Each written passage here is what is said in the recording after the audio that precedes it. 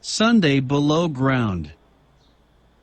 I awoke on Sunday morning without any sense of hurry and bustle attendant on an immediate departure. Though the day to be devoted to repose and reflection was spent under such strange circumstances, and in so wonderful a place, the idea was a pleasant one. Besides, we all began to get used to this kind of existence.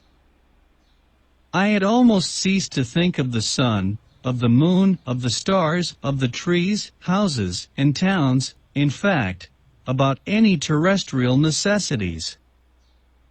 In our peculiar position we were far above such reflections.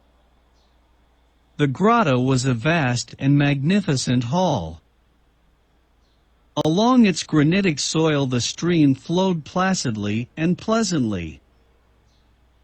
So great a distance was it now from its fiery source, that its water was scarcely lukewarm, and could be drunk without delay or difficulty. After a frugal breakfast, the professor made up his mind to devote some hours to putting his notes and calculations in order. In the first place, he said, I have a good many to verify and prove, in order that we may know our exact position. I wish to be able on our return to the upper regions to make a map of our journey, a kind of vertical section of the globe, which will be, as it were, the profile of the expedition. That would indeed be a curious work, uncle, but can you make your observations with anything like certainty and precision? I can. I have never on any occasion failed to note with great care the angles and slopes. I am certain as to having made no mistake. Take the compass and examine how she points. I looked at the instrument with care. East 1/4 southeast.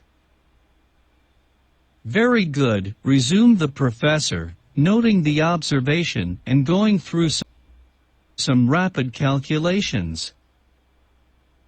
I make out that we have journeyed 250 miles from the point of our departure. Then the mighty waves of the Atlantic are rolling over our heads? Certainly. And at this very moment it is possible that fierce tempests are raging above, and that men and ships are battling against the angry blasts just over our heads.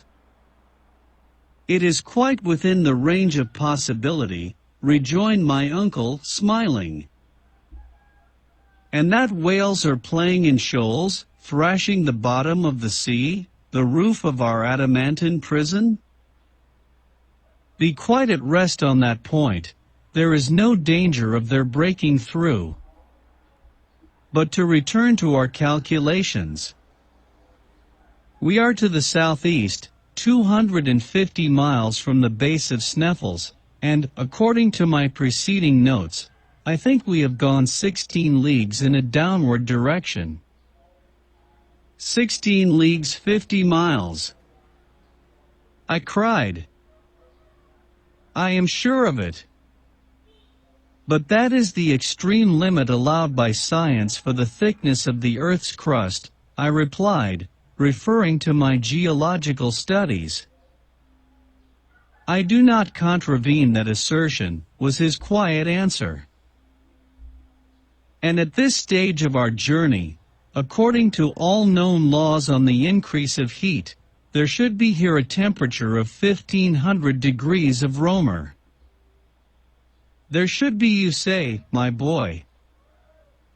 In which case this granite would not exist, but be in a state of fusion. But you perceive, my boy, that it is not so, and that facts, as usual, are very stubborn things, overruling all theories. I am forced to yield to the evidence of my senses, but I am nevertheless very much surprised. What heat does the thermometer really indicate? Continued the philosopher. 27/6. So that science is wrong by 1474 degrees and 4/10. According to which, it is demonstrated that the proportional increase in temperature is an exploded error. Humphrey Davy here shines forth in all his glory. He is right, and I have acted wisely to believe him. Have you any answer to make to this statement? Had I chosen to have spoken, I might have said a great deal. I in no way admitted the theory of Humphrey Davy. I still held out for the theory of proportional increase of heat, though I did not feel it. I was far more willing to allow that this chimney of an extinct volcano was covered by lava of a kind refractory to heat, in fact a bad conductor which did not allow the great increase of temperature to percolate through its sides. The hot water jet supported my view of the matter. But without entering on a long and useless discussion, or seeking for new arguments to controvert my uncle, I contented myself with taking up facts as they were. Well, sir, I take for granted that all your calculations are correct, but allow me to draw from them a rigorous and definite conclusion. Go on, my boy, have your say, cried my uncle good-humoredly.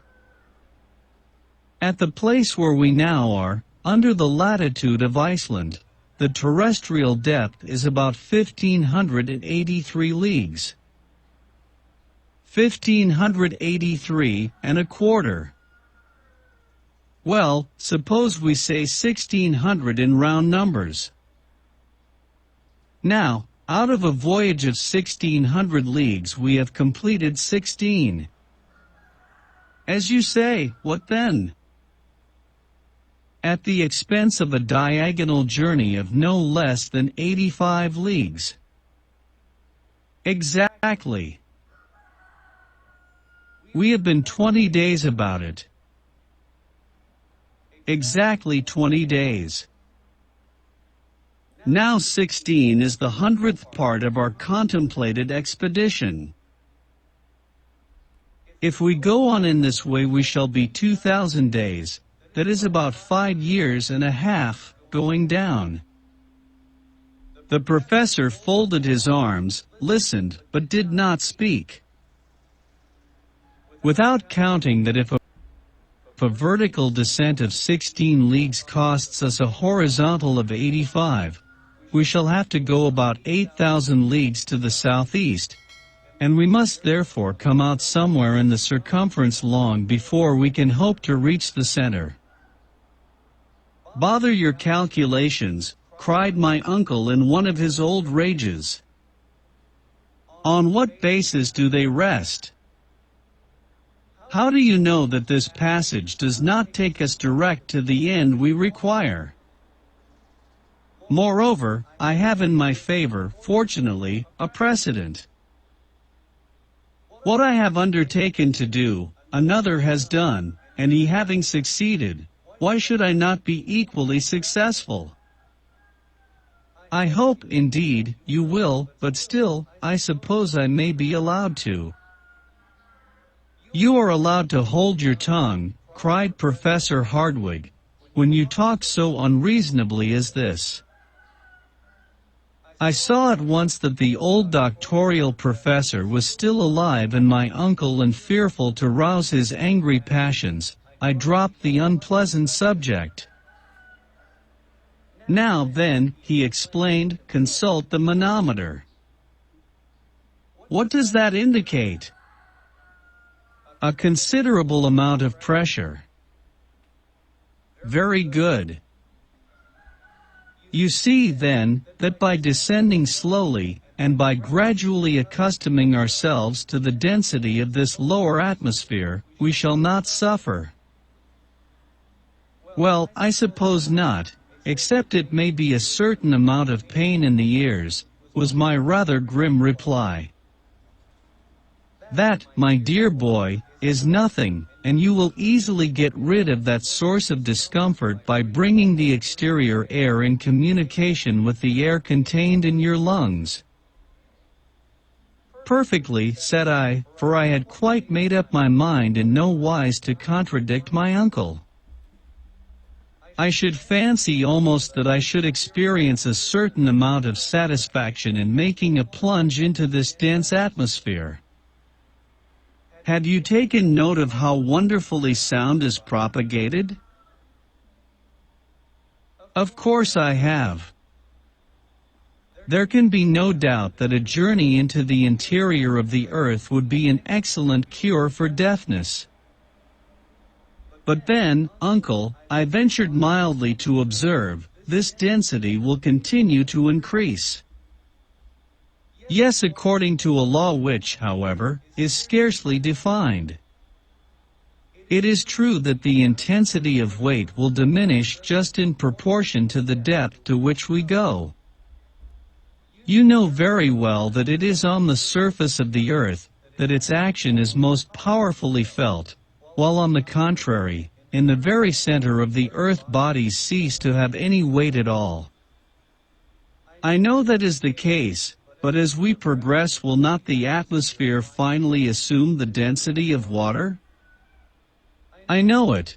When placed under the pressure of 710 atmospheres, cried my uncle with imperturbable gravity. And when we are still lower down? I asked with natural anxiety. Well, lower down, the density will become even greater. Then how shall we be able to make our way through this atmospheric fog? Well, my worthy nephew, we must ballast ourselves by filling our pockets with stones, said Professor Hardwigg. Faith, uncle, you have an answer for everything, was my only reply. I began to feel that it was unwise of me to go any farther into the wide field of hypotheses, for I should certainly have revived some difficulty, or rather impossibility, that would have enraged the professor. It was evident, nevertheless, that the air under a pressure which might be multiplied by thousands of atmospheres would end by becoming perfectly solid, and that then, admitting our bodies resisted the pressure, we should have to stop, in spite of all the reasonings in the world. Facts overcome all arguments. But I thought it best not to urge this argument. My uncle would simply have quoted the example of Saknussemm. Supposing the learned Icelander's journey ever really to have taken place, there was one simple answer to be made. In the 16th century neither the barometer nor the manometer had been invented. How, then, could Saknussemm have been able to discover when he did reach the center of the earth? This unanswerable and learned objection I, however, kept to myself and, bracing up my courage, awaited the course of events, little aware of how adventurous yet were to be the incidents of our remarkable journey. The rest of this day of leisure and repose was spent in calculation and conversation. I made it a point to agree with the professor in everything, but I envied the perfect indifference of Hans, who, without taking any such trouble about the cause and effect, went blindly onwards wherever destiny chose to lead him.